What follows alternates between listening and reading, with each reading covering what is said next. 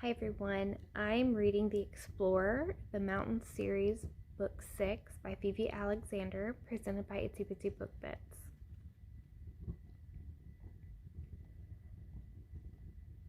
Chapter 1, Orientation.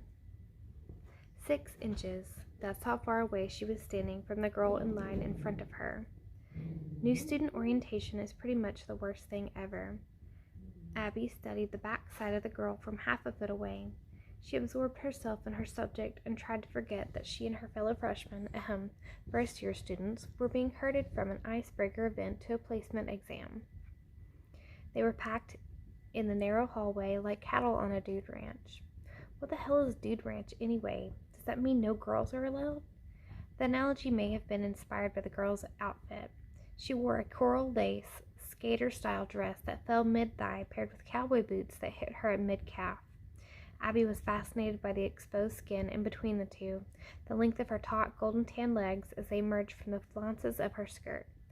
Abby scanned up the dress to the burnished ringlets cascading around the girl's shoulders, perfectly shaped spirals molded from shiny bronze thread.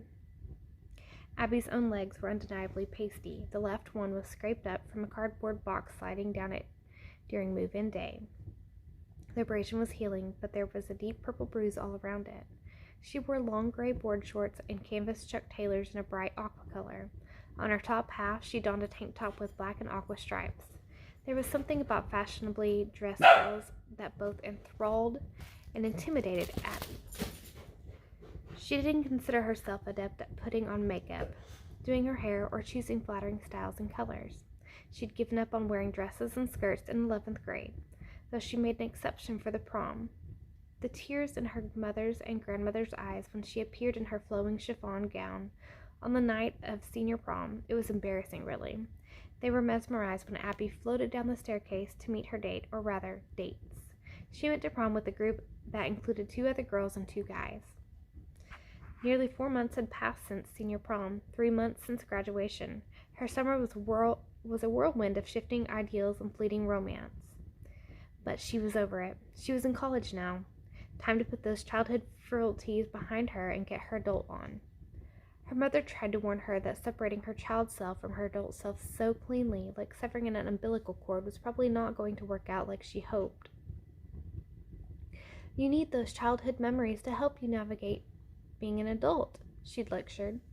Her mother was right about most things, as much as Abby hated to admit. But she was putting what happened over the summer behind her. She had to. The girl in front of her turned around and offered Abby a tiny smile of commiseration. Abby smirked back. She was cute but undoubtedly straight. She got through the summer ordeal, and she'd get through this orientation too. Yay for being an adult! The worst part about dorm life wasn't the preppy roommate with her 50 pairs of equally preppy shoes, nor was it the daily fight over the showers or the crappy food in the dining hall. The worst part so far was the agonizing feeling that everyone was buzzing around like worker bees, and she was an invisible flower waiting for someone to notice her. She felt helpless to shed her passivity, but she didn't feel up to joining in the buzz either. Her one conscious effort was trying to break her habit of constantly looking at her phone. During their first floor meeting, her RA had given the 32 girls living on 3C the following sage advice. Try putting your phones down and actually interacting with people face to face. It's pretty awesome. Looking at your phone 24/7 is so high school. The RA was a short, stocky senior with spiky purple-tipped hair and a silver nose ring. She told the ladies to call her Sam and followed it with the warning that she would never, ever answer to Samantha or Sammy. Abby made a mental note. She'd considered reinventing herself as she began her new life at the University of Colorado, Colorado Springs. She left the sign that read Abigail Lind on her door and decided not to shorten it to the diminutive Abby. She briefly thought about going by Gail, just to be different, but it sounded foreign when she tried to roll it off her tongue. Abigail sounded more grown up, more mature, and that's what I'm going for, right? That night at dinner, a brunette with mousy brown hair and a matching mousy demeanor asked to join her. Abby shrugged as the girl gratefully took a seat. They were both still wearing name tags from the earlier orientation activities, so there was no need for introductions. The girls tag read Maddie, and she was more interested in pushing her pea, corn, and carrot mixture from one side of her plate to the other than actually ingesting it. "Which floor do you live on?" Abby finally managed, after deciding Maddie had kind dough-brown eyes that reminded her of her mother's. "Fifth," she replied. "You?" "Third," Abby sighed. "Why does this have to be so hard? Making friends when you're little is as simple as sharing your crayons or liking the same music. Seems like it just gets harder the older you get." "Where are you from?" Maddie followed up. "Originally from Colorado, but I went to high school in Maryland." "Oh." Her mouth stayed locked in that vowel shape for a moment. Then, "That's far away. I'm from Kansas." Abby nodded. It was hard to believe Kansas was Colorado's neighbor. The two states were so different. From Pikes Peak, looking west and south on a clear day, she saw all the mountains towering in the sky, their bases planted in the states of Utah and New Mexico. Then, facing east, she saw nothing but flat land stretching to the horizon. Abby understood why her mother was always lamenting about missing her mountains. They really do grow on you. Pardon the pun. Maryland has mountains. They're out in the western part of the state, the thin panhandle part, that no one calls a panhandle. Her mind was bouncing from one topic to the next like a preschooler with ADHD. "So what did you do this summer?" Maddie asked. She hadn't given up on the conversation yet. Abby had to at least admire her tenacity. "What did I do this summer?" Abby let the question float around in her mind for a minute, waiting to see if those repressed memories would get stirred up, the ones she was trying not to forget. "I kissed a girl," she suddenly blurted out. "Oh, like the Katy Perry song?" Maddie giggled. "Did you like it?" Her face was suddenly animated as she no longer looked mousy. She was actually quite pretty once her lips spread and revealed her straight, perfectly aligned teeth. She must have had braces at some point. Then she saw the sparkle in her eyes dancing in time with her laugh. "She thinks I'm joking." "What did you do?" Abby volleyed the question back to her. "Oh, the usual stuff. Lame summer job, family vacation to visit even more lame family, fling with this guy, Jacob, who worked with me at Dairy Queen. Nothing too crazy." Abby nodded. "No, her summer pales in comparison to mine, and that's exactly why I don't want to remember it. It was so good and so bad all at the same time." Abby had thought somewhere along the line, quite lucidly and deliberately, "This is not my first time. My first time was with Tyler, but it sure feels like my first time all over again." But the butterflies dancing in her stomach were at least as frantic as the butterflies the night she lost her virginity to her first boyfriend. That occasion was marked by a fumbling tangle of hands, fingers, legs, and other appendages. In other words, it was not something she cared to dwell on. Her first time with Bree was completely different, like she was losing her virginity to a different species. The difference was in the way she finished each of Bree's breaths in her own lungs, swallowing them down her throat like they were single, pure drops of nectar. It was in the soft silk of her golden limbs, the gentle pressure of her lips, and her hot, lusty sighs. It was in the way their distinct bodies began to move together as one entity, mirroring each other as they joined in the dance. Abby hadn't realized that was how it could be with a girl. It never seemed like anything was missing, namely a penis. She found it so much more natural, the rhythm of it, the synchronicity. If she and Bree were books, they would have been turned to the same page. And Bree was the first to taste her. It was something Tyler never attempted. Bree slid her satiny skin down Abby's body until her tongue came to rest right at her sex. Abby felt her hot, moist breath exhale against her lips and the vibration of her deep moans throbbing against her clitoris. The electricity of the sound bolted up her spine and her hips began to move uncontrollably. Bree gradually worked her entire face between Abby's lips, unfurling her like a flower, drawing out her essence and making her bloom. Abby never climaxed with Tyler. With him she was merely a sheath, a mechanism for his pleasure. She'd lain beneath him like a doll, waiting for him to finish playing with her. She learned to recognize the signs that the end was near, a sudden halt, shudder, and a cry into the still air around her. Then it was over. Bree let Abby take a turn to write the script of her own climax. She'd reached orgasm in private, under the direction of her own fingers and imagination, but with Bree, she shared it with a partner for the first time, and when she felt herself slipping off that edge, there was only a gasp, a surprise that it was happening, and happening so deliberately, so intensely. It was a performance she would eventually learn to master, to let herself teeter on that edge, building the tension before falling off. She learned to control her vocalizations and show gratitude to her partner for her tenacity and selflessness. It was just like the old adage, practice makes perfect.